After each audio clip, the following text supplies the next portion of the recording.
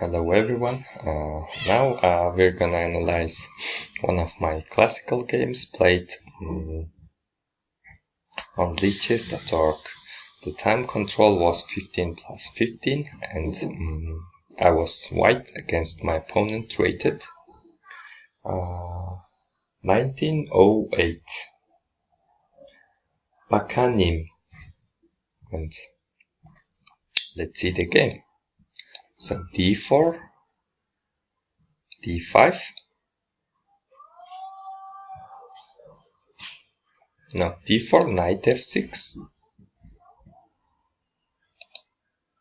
and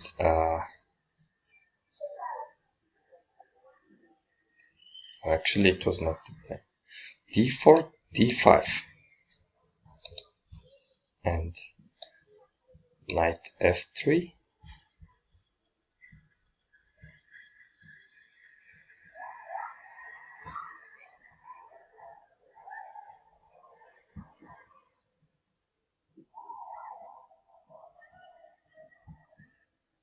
yeah, bishop g4. I totally forgot the opening moves because too much working in the end game and middle games.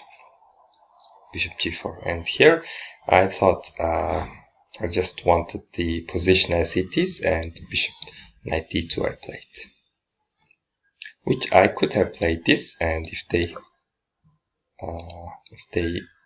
take on f3, and I can take with my e pawn, and I think this position will be fine for white. I think white is better since they preserved the bishop pair and both bishops are ready to develop, and yes, it's a double pawn on f5, but this is more to an advantage.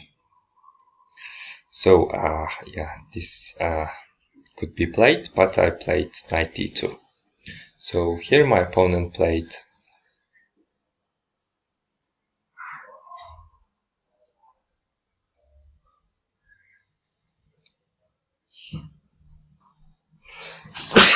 I totally forgot that move orders. e6 they played, I played e3, and bishop d6, bishop e2, ready to castle, and here my opponent played f5. Sorry, this allergy makes me cough a lot.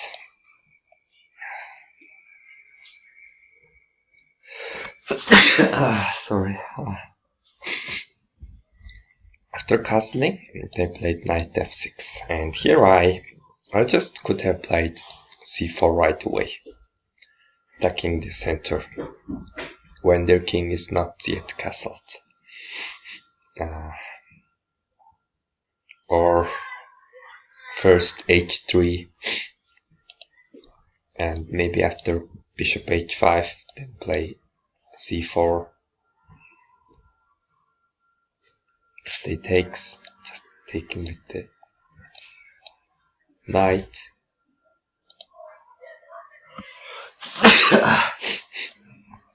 Attacking the bishop, and this is good for white. So this could have been very active plan for white, but I played c3, and here my opponent played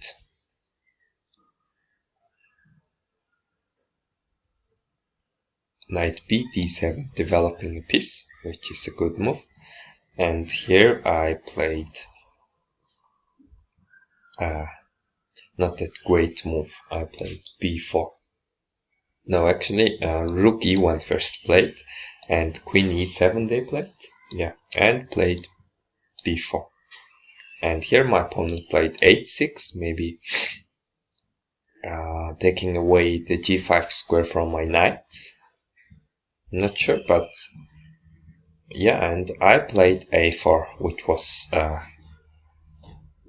yes, it could be played, but I have to be aware of the c3 pawn is weak after e5, and here I just mindlessly took on e5, and they took, and here I took back, which was a mistake, and they, because of the move queen e5, attacking the h7 pawn and also c3 pawn. So I have to, of course, defend my h pawn, since it's coming with check, and checkmate rate, actually. Check, and bishop, king f1 and queen h8 checkmate, h1 checkmate. So I played knight f1. Here I was lucky. My opponent did not take on c3. They just played g5, because too much concentration on the king side, or concentrated on their attack. And here I played queen d4, and my opponent played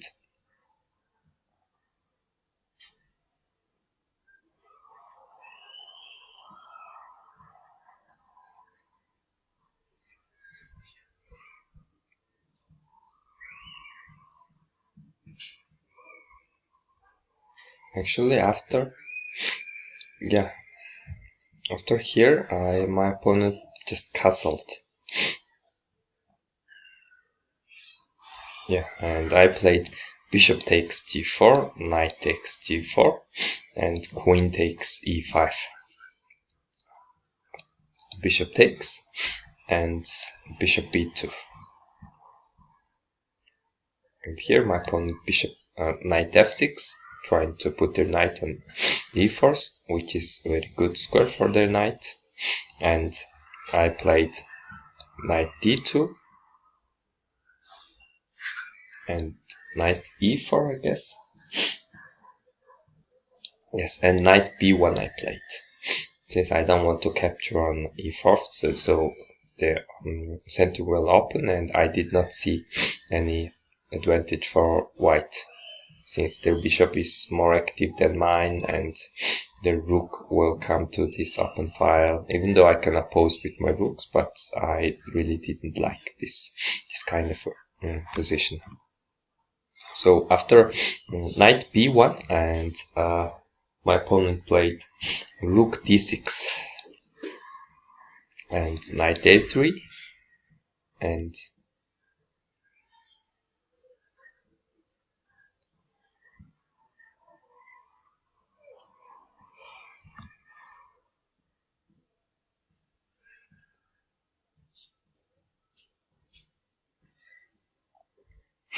here actually I played f3 before I'm moving my knight to a3, knight to f6, and knight to a3, and c6, preventing my knight from landing on b5. And here I played knight c2, heading to d4 square. And king d7 they played, and g3, which was threatening f4, trapping their bishop. But my opponent missed this plane, and they played rook f8. So I played f4, and they capture.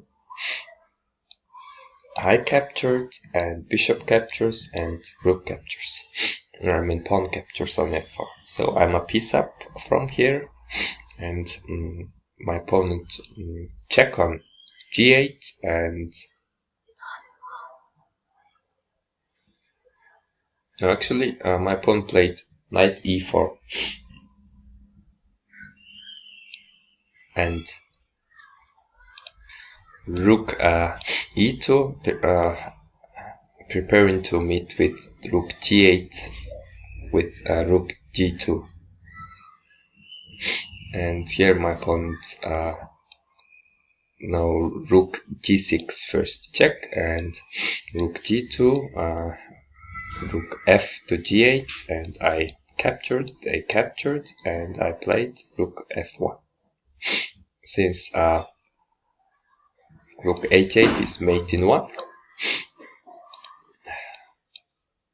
so I have to play king f1, and here my opponent played rook g4, attacking my f pawn, and I defended with bishop c1. I'm not sure I had any other option to play this position,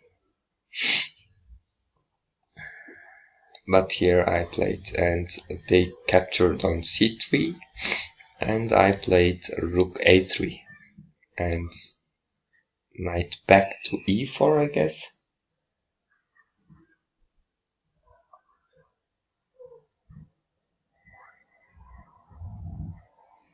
Yes, and I played knight d4, attacking this f5 pawn, and here they played knight d6, and now I played rook g3, and here my opponent played h5, and I captured on g4, which was not that good move or not, I'm not sure. They captured, and here I played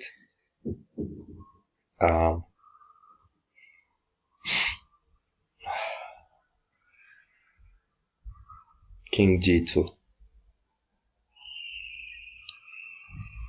and knight e4.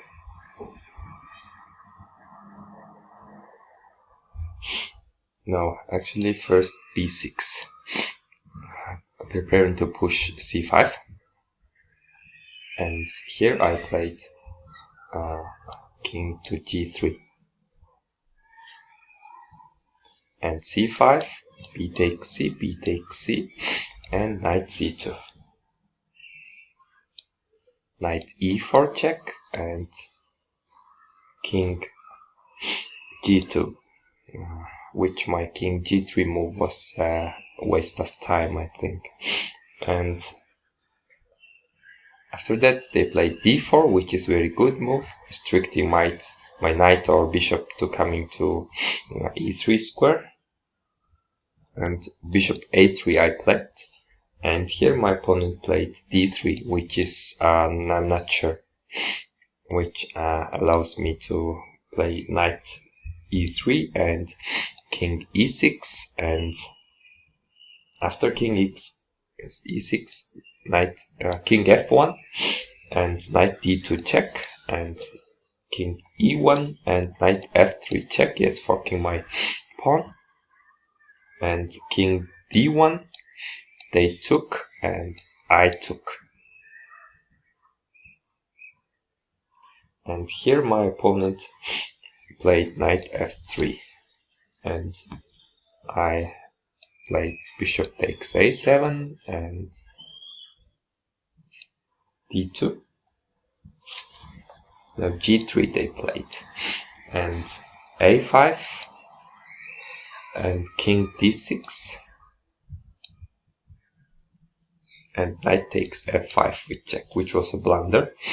And here I think my after knight takes f5, king c6 played, and knight takes g3, and my opponent resigned. Yes, there were better lines for black to hold the position, or even to play for a draw right here.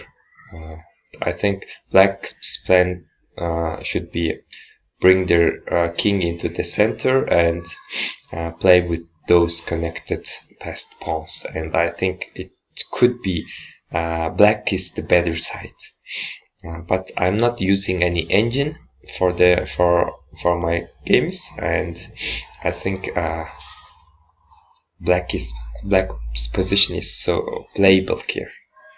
So that's it for this game, and I will see you on the next game. Thank you.